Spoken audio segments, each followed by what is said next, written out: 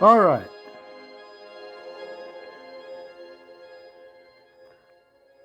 The music that I had for my play had a little more rock and roll.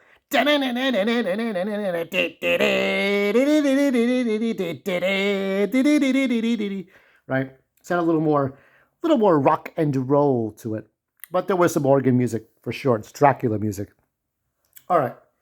This is not my theater troupe. This is a theater troupe, I think, from 2016 or 2017. Uh, but mine was in 2009. So January's gone. We're in February, but I guess it's still January in Hawaii. January 2009 was 15 years. So this is the 15th anniversary of when I did Vampire Masquerade at Berrubian Theater in North Hollywood or Hollywood near the Sunset Strip. And that was a rough time.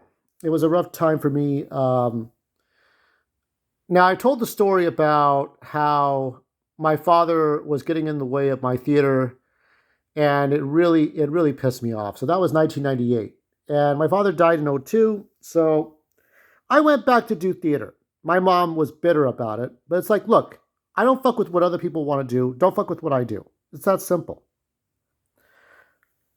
Yeah, so the way this all played out, this girl here looks like one of the girls I worked with. There were many females, Carly Shube, Natalie Yonkers, sometimes I call her Natalie Bonkers, um, Natasha Sudek, uh, some other people I remember, Rob, Jerry, the males. I'm trying to remember the males. I remember mostly the females. Uh, Narbi Manassians, the one Armenian guy. Um, so a lot of people I worked with. Okay, um, Angela Bumgarner, all these Caroline Choi, all these people have come and gone. I tried to add somebody on Facebook and she unfollowed me. Bitterness, I guess. I don't know what to tell you. Some people unfollow you; they don't want to deal with you anymore. But I remember I was trying to impress a girl who had become a celebrity, and I was trying to, go into theater like she did. Basically, I did things for the wrong reasons. Why we get into the whole, true force loneliness. And I remember how difficult it was. I tried to get into one agency, but I got nervous and I didn't know how to do an interview right. So I didn't know how to do commercial. Um, I was too nervous. I didn't know what I was doing. So they referred me to like being an extra. You could be an extra in a short film, a student film. You could be an extra, whatever. So I submitted my picture, and I would get rejections all the time. No, no, no, no, no. So I figured, well, I might as well go and kill myself, or for real, or for whatever. Because what was the point? So eventually, push came to shove, and I ended up at Berrubian Theater. Chris Baru. Now I'm going to be careful here because we live in a litigious society, so I can't accuse him of any crimes. In my personal opinion, I didn't think he was the nicest person on the planet. I thought he was a bit eccentric. I thought he was a bit narcissistic, but of course, a lot of directors tend to be like that. Um, but he kind of looked at me sometimes like I would be the problem of sorts, even though I never caused any problems. A lot of the people, particularly the females, started some bullshit and caused problems with me and started problems with me. Okay. I won't say which females were which. One of the females that I just told you about wanted the other female fired because she wasn't showing up for these performances. Oh, I remember this balcony. Yeah, so about Berrubian Theater. Okay, so I didn't make it as doing commercials with a big agency or a medium-sized agency. I was too nervous. I didn't make it in movies. I was an extra in a couple of things, student films, films for closed circuit college courses, PSAs, but nothing famous, nothing big, high profile, nothing. I was an F tier celebrity, or even an F minus tier, or even below an F minus tier celebrity. Um, so I ended up here now. Peruvian theater. It from the time I was there, I don't know about now, but the time I was there, they used to share, uh, you know, share timeshare with AA, Alcoholics Anonymous, and then you had a bunch of winos there. There was this one woman who claimed to be Chris Berub's personal secretary, and she was making her own cigarettes with a cigarette machine. She was just like, it was like scanning. It's like a pencil sharpener. This is my hands right here. Okay, yeah. So all these people here are from the future or from 2015, 2016. So they're not. I don't know these people, but this is the kind of troop we would have. Okay, and so they were just winos hanging there at the place. And yeah, so there used to be about 15 or 16 of us, okay? One girl, this one Asian girl had a wart, a big, like, dime sized wart on her face. She left the show. There was another person who was a diva, even though she had ugly, flabby arms, and she left the show. And two other people left the show. Another guy left the show. Keep in mind, though, we were not getting paid. This was not a paid job. We were working for free. So people could just flake off because they were too important to be seen by the likes of us or see doing this. Um, People like Carly Shube and Natasha Sudek had lots and lots of friends. And I remember Chris Berube said that the first shows that we had, it was like a fucking wedding. Everybody's friends of the actors, of my co-stars. We call each other talents, of course, not actors. But everybody who could be there was there. And then the numbers started dwindling. Vampire Masquerade was a series of like short bits, okay? It's much like when I talked about Kelsey Grammer and Donald Trump, and he had a show that was like a Mexican style show. And it was a bunch of like 30-second skits or 10 to 30-second skits of little scenes that were not connected to one another. It's like watching in living color, but in much shorter format, like different scenes. And there is Vampire Masquerade. This is my art, by the way. If you know how I draw, then you know that that's my art. I have the original piece somewhere. There is the place. Don't bother the people, please.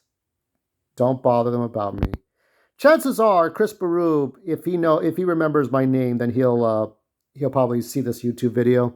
Hey, I thought you were kind of an asshole, especially that time where you implied that I was supposed to do a scene a certain way, and I don't take implications. A director must make the point clear. If I've known you for years, then yes, you can imply things. But anyway, going around litigious, defamation and stuff, I'm not going to say anything too rude, but there were people in there that did not like me and had that snotty, entitled attitude. If some of those people came, I remember, I don't know who it was, but she said, oh, like places like, there are some terrible areas and neighborhoods. Well, if you white people hadn't left, it wouldn't have been so bad, now would it? You all created your own shit, didn't you? I'm not saying it's all your fault, but it's like, white people blockbusted their homes and left, and then East Los looks like a shithole. It just does. Sorry. But anyway, so yeah, don't bother Chris about it. It's not cool. I moved on past this point. I moved on past the Vampire Masquerade. And I wish everybody well. I did try to contact a couple of people, but they're not having it, and that's fine. I was a different person back then. Uh, but I'm happier here on YouTube than to try to perform on stage. If I perform on stage ever again, it's going to be with people that I actually want to get along with, and we're all like almost like one mind, one body, and there's no tensions. There's no worry about sexual harassment or Me Too or any of that shit. Like everybody just knows everybody, and that's like it's like a village, okay? Whereas, like if you worked with Peruvian theater, then it's like you don't, or next stage theater as it's called, you would have to worry about your co-stars being stupid or not. There's egos flapping about. There were some good people, but not very many. So my part, in case you're wondering, was I was the uh, I was basically the vamp. I played the vampire hunter and the guy with the mask, with the demon mask, and I kind of said, basically try to scare the crowd in the audience. Um, a little bit of direction by Chris.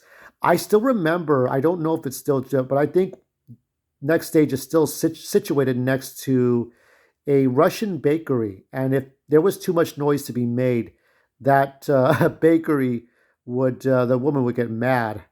But that was 15 years ago. I'm assuming Chris has changed a lot since then, but um, you know, things are different now. Things are different. Everybody's moved on. I've moved on. Um, and I know some people try to say everybody got along, but we all knew better, and nobody liked each other.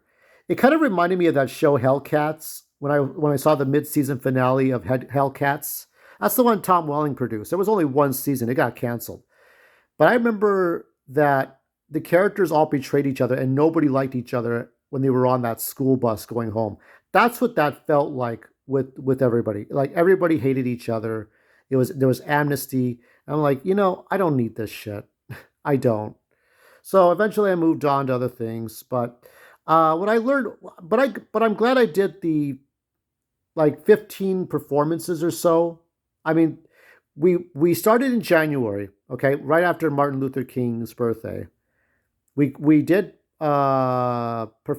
rehearsals up until I think the end of February, beginning of March, somewhere. Because somewhere in March or April is when we did the actual performances, and we did about maybe it was 10 weeks, something like that. And before my birthday. It was over. It was done. Nothing to worry about. We got through it. There was some stupid moments where I think Chris lost his damn mind. In my personal opinion, Chris. But after that, it was just like we got through it. It was a fine experience, and I never want to go through that again, ever again. So looking back at that, I mean, these are the things about me. I mean, you all think I'm a very simple person, but I've led a 46-year-old life. I've done a lot of things. I may not be a successful office guy with a 401k job and 5 kids and a wife and a nice car and shit, but I've done a lot of damn things. And I'll be fun to tell people tell me I'm a good for nothing. So there you go. That's my story. Sticking to it. There you go.